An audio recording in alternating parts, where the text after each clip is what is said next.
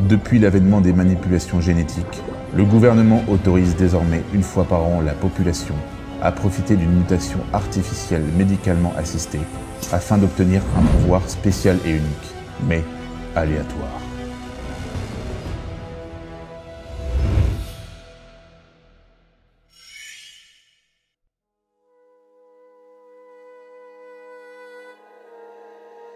Richard faisait partie des personnes ayant décidé de muter. Rempli de confiance, il se rendit au CNMT, le Centre national de mutation pour tous, persuadé qu'il obtiendrait un don des plus exceptionnels. La mutation étant aléatoire, les conséquences du pouvoir dont bénéficiait le sujet étaient à ses risques et périls. Et chacun devait le découvrir par lui-même, après une période dite d'incubation, pouvant aller jusqu'à 48 heures. Après quelques minutes passées dans le caisson de mutation, intervention non douloureuse malgré la forte dose de rayons gamma à laquelle le sujet est soumis, Richard repartit chez lui, plutôt confiant. Impatient de découvrir ses nouvelles facultés, il mit tout en œuvre pour les voir émerger.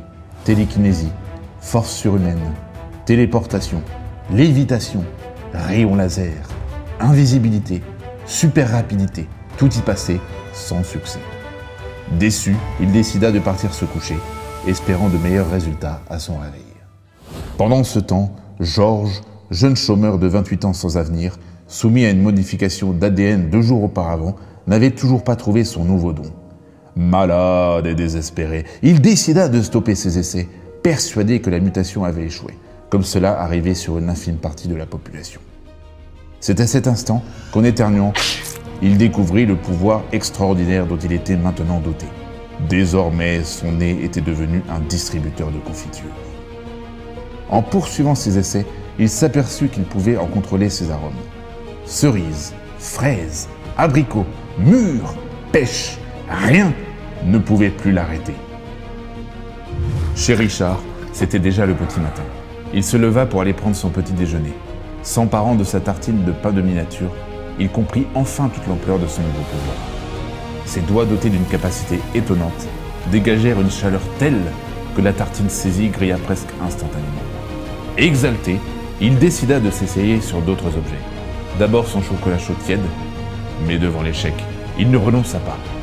Tout y passait, jambon, fromage, vrai pain, beurre, champignons, œufs. Plus rien ne chauffait.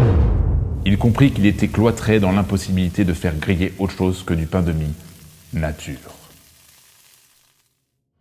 Quelques jours plus tard, Georges et Richard n'avaient toujours pas trouvé d'utilité à leur pouvoir.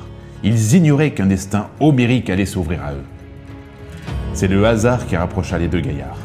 Alors qu'ils attendaient le bus, Georges éternua devant son futur acolyte qui resta ébahi devant le spectacle. Le sang ne fit qu'un tour dans la tête de Richard avant de proposer un partenariat à Georges. Le lendemain, remplis d'espoir et de motivation, ils se retrouvèrent pour essayer un concept auquel Richard croyait dur comme fer. Tartine grillée après tartine grillée. Confiture après confiture. Ils peaufinèrent et optimisèrent leur technique, proposant ainsi des produits finis d'une qualité irréprochable, alliant rendement et excellence. Leur pouvoir enfin combiné leur permettait de proposer des mets extraordinaires et d'ouvrir leur toute première tartinerie artisanale et fait maison.